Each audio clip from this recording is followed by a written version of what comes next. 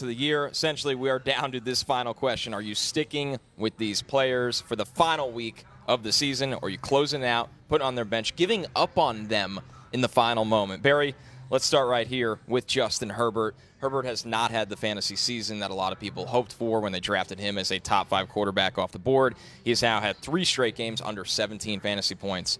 Keeping it open or closing this one out at the end? I'm hopefully closing it out. I mean, he's my quarterback 11 this week, so outside my top 10. I have him as a borderline starter in a 12-team league. Look, like to your point, 2 of the last 3 games, he's got 0 touchdown passes. If you watch those games, when they get in close recently, they've been running the ball significantly. Their red zone rush percentage in close over the last couple of weeks has been among the leaders in the league. Now you're seeing, I mean, like, so okay, he threw 42 times against the Titans, but as you see it there on your screen, under 32 pass attempts each of the last 2 weeks, under 240 passing yards each of the last 2 weeks. Okay, yes, fine, he threw 2 touchdown passes against the Rams, but still, in a game in which they played really well, 21 of 28, 212 yards, 2 touchdowns. Again, Eckler's just on a roll here, and the Broncos,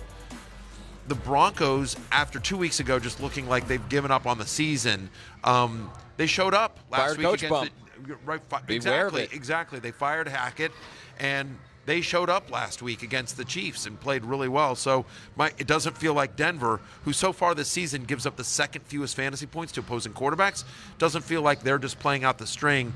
Herbert makes me nervous, guys. Yeah, I think the world has kind of beaten Brandon Staley down. He used to be the ultimate aggressive coach with his 4th down decision making, with throwing the ball. Now they're getting more conservative on 4th down, more conservative in the red zone, to your point, Matthew. And look, the thing is, though, that the Chargers need this game because they want to get the 5 seed. You'd much rather play Jacksonville or Tennessee than have to go to Buffalo or Cincinnati. So they need to win this game. So I think that they will be playing to win and they will be throwing the ball. The thing with Herbert is, why doesn't he run the ball anymore? The biggest question. He has 148 rushing yards on the season. He had more than double that last season. That's the thing that's really gone from his game that was going to be, I think, the extra fantasy value. It makes me wonder if the rib injury from early in the season has just completely taken that away. And sometimes it's not up to the player. The coaching staff might say, hey, listen, we can't afford to lose you going forward. You're just not going to be able to run as much as you normally can. So you have to wonder if that's lingering, and it's led to Herbert having a pretty slow fantasy stretch here for quite some time. Jay, let's start with you on Rhamondre Stevenson here. A slow 2 weeks for Rhamondre Stevenson. Damian Harris back in the fold. The backfield that typically in New England is never fun to deal with. Rhamondre's been great this year, but right now, where are you at with keeping it open or closing it out on one of the fantasy studs of the year? I think you're still keeping it open because of the underlying talent. It's a difficult matchup against Buffalo, but yeah, everything's trending in the wrong direction for Rhamondre. Obviously has the fumble against Cincinnati, which is so key. And also, the other thing is the receiving work just isn't there. It's 2 receptions a game. He was up far beyond that previously. But I still think you trust in the talent, and I think that for the most part, you'd be hard-pressed to find a better flex option than Rhamondre Stevenson. Yeah, you're certainly nervous. I mean, again, he played 57% of the snaps last week, to your point about Damian Harris being back in the lineup.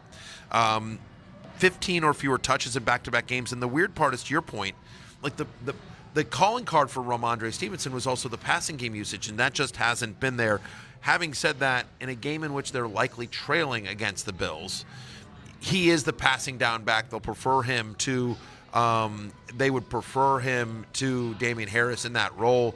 The previous 2 weeks, off the top of my head, they played obviously Miami this week and then Cincinnati. Previously. So, look, he's my running back 22. So a guy that I had as a locked-in RB1 is now basically a high-end flex or a low-end RB2 in a 12-team league. So I'm reluctantly keeping it open, but I'm lowering expectations, and I would not be scared if I had another player with a good matchup or somebody else that was sort of borderline. I wouldn't be scared to bench him. Like, I don't think he's a must-start. I'm, again, reluctantly keeping it open, but I don't think he's a must-start in this matchup given the recent usage. And also just to the eye test, feels like he's wearing down a little bit. Yeah, you know what I mean? Like, he just hasn't been as explosive as he was earlier in the year. Yeah, he had a heavy workload for a couple months there, and I agree. It feels like he's kind of nursing something throughout the week. Let's stay with the backfield here, Barry, and look at David Montgomery. I mean, we saw Justin Fields run wild for a quarter, and then it feels like teams can kind of sell out against the Bears' rushing attack. David Montgomery, I think what has to be concerning is, though, the usage isn't even there as well. Yeah, I mean, look, this is a game, understand, I know last week, people were like, hey, what happened? And they're like, it's Detroit, and the over-under was what, or 52.5 or whatever it was, and it was supposed to be like one of the high scorings. It was. I mean, just it was all on Detroit's side of the ball. Almost catch the over by themselves. But I think what people forget is how good the Lions' run defense has been over the last 2 months. Even though Carolina ran all over them, the fact of the matter is that this was a tough matchup for David Montgomery, and a lot of Justin Fields' rushing in this game came on like just scrambles and not necessarily designed runs. And so, ideally, you're not starting him just because, again, Herbert's back and played a lot of snaps last week, and again, game script could go against them, right? I mean, like Minnesota really wants to win this game too. And obviously, the defense isn't going to help them out at all, right? So there's a chance that they just sort of bail here. He's my running back 25, so he's literally like a mid-tier flex. Like he's, So in a 10-team league, I'm definitely closing it out. In a 12-team league, I'm reluctantly, I guess, potentially keeping it open, right? I mean, if there's positives. Vikings top 10 in terms of most fantasy points allowed to opposing running backs. When they played in week 5, he went 4 for 62 in the passing game, which was his season high in receiving. But again, like, Herbert's going to be there. Game script isn't. Like, I'd be looking elsewhere if I could. Is that, like, I feel like I'm really fence sitting, but I'm being honest. Like, it's an awkward one because the low snap rate, that's the concern, is the season low snap rate. Because previous to that, the usage was pretty consistent. He was guys getting 14, 15 carries a game. But the other thing, too, is that Minnesota are playing all of their guys. It seems like the line jumped from Minnesota -1 to Minnesota -5.5. Huge so jump. MGM thinks that they're going to be playing their guys. And it's a weird one because I would rather lose the game if I'm Minnesota and just play the Giants at home in week 1 of the playoffs and then go on the road to San Francisco, as opposed to potentially getting the 2 seed, which only happens if San Francisco loses to Arizona, which is very unlikely. And then I don't think Minnesota wants to play Green Bay in week 1 of the playoffs. So it's a bit of a weird one, but I think they'll play their guys. It is. I think so too. But I mean, Kevin O'Connell, again, first-year head coach, and he could be. And it's always they play games, right? But I mean, I think the quote, I'm paraphrasing, and if I get this wrong, don't kill me, guys. But I feel like he said something to the effect of, I saw the clip from the press conference, it says like, no, we got a shot at the 2 seed. We're playing to win. Yeah. Now, playing to win doesn't mean you play all your starters. I mean, you're still everybody plays try. to win. Right, exactly. You play to win the game. But yes, it does, to your point, like, our friends here at MGM, it feels like they're going to be playing their starters, and so game script could be negative here. So, again, running back 25, I'm closing it out. There you go. I'm closing it out. Screw it. I'm just, whatever. I'm going to stop waffling. I'm going to close it out unless you're, Now you feel better, right? You feel better about closing it out. If you kept it open, it would have been. I walked away, which, by the way, in Vegas, that's the most important thing. Knowing when to walk away is very important. Ask anyone that was with us last night. At Omnia, shout out to my guy, Cris Trillo. Looking over at the wide receivers, I feel like this guy is Mr. Keep It Open or Close It Out. I can't tell you how many times we've had this discussion with JuJu Smith-Schuster right here. Kind of a slow stretch for JuJu Smith-Schuster, under 30 receiving yards in back-to-back games right now. But typically, Barry, he was pretty reliable throughout the year. I always felt like he had a decent floor. So where are you at in the final week of the season for JuJu? Yeah, I'm keeping it open. I mean, I think he's a risky wide receiver 3, but like that's literally the textbook definition of JuJu Smith-Schuster. He's on the road at Las Vegas. This is a 52.5 over/under. We expect a lot of fireworks to be, a lot of scoring to be in this game.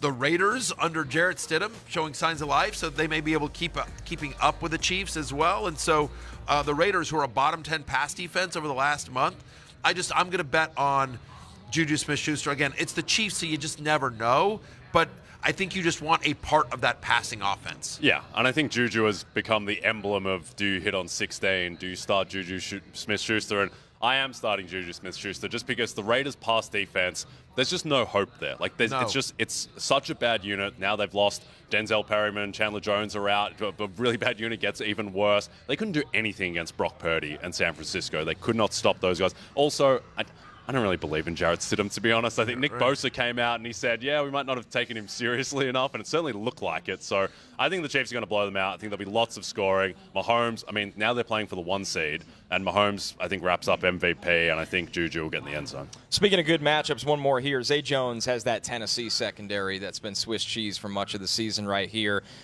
Zay Jones, you know, it felt like leading up to the playoffs was one of the most untouchable wide receivers in fantasy.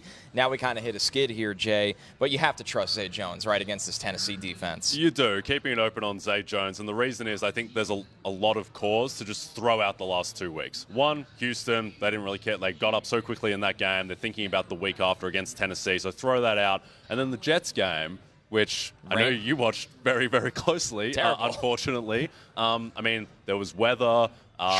Short week. It's an excellent Jets pass defense. And also, they were nursing the lead the whole time. Peterson called that game pretty conservatively, not needing to go for it on 4th down. So prior to that, Zay Jones, his targets, 8, 12, 7, 14, 10. Like, he was a monster. And I think that'll come back against the Titans pass defense, which is just, again, not quite Raiders level bad, but pretty bad. For the division.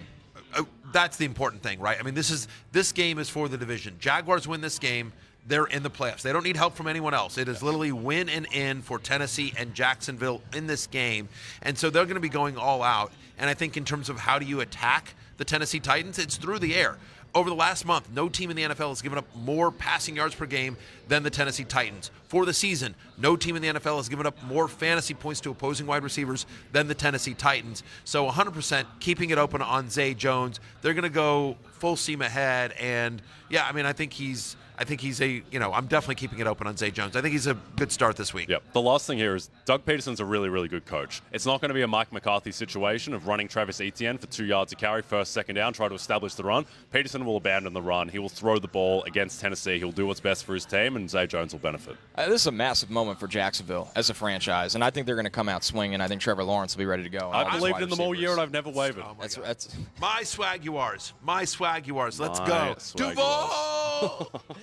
Massive moment. We've got a big America. reception in Vegas. Yeah, the Duval show. All right. You know what I'm going to do? I'm going to tell you right now what I'm going to do is I'm going to get off this. When I get off this, I'm literally going to walk. I'm literally going to walk to the walk here and bet the Jaguars money line. Yeah. Okay. By the way, sure. they're 6.5-point favorites in this one, which is shocking to me. I guess I would assume that's because Josh Dobbs is starting for Tennessee. It's the Josh Dobbs factor. Yeah. I mean, but there you go. Josh Dobbs he looked okay. He still wasn't very good against the Cowboys. And nor should he have been. Like, he's signed up Listen, the street. I'm not going to waver. No, I'm going to. Give me the Jags -6.5. I was going to say, bet them to cover. It was not a really bold call saying you're going to walk over that terminal over there and bet -275. I didn't realize it had gone into 6.5. Yeah. Right, so, yeah. I think whatever. the Jags. Whatever. I'm on the Swaguars. Yeah. We're going to break, so Barry can go to the kiosk, but he will be back when we're back because it's time when we're back for our last waiver wired of the season.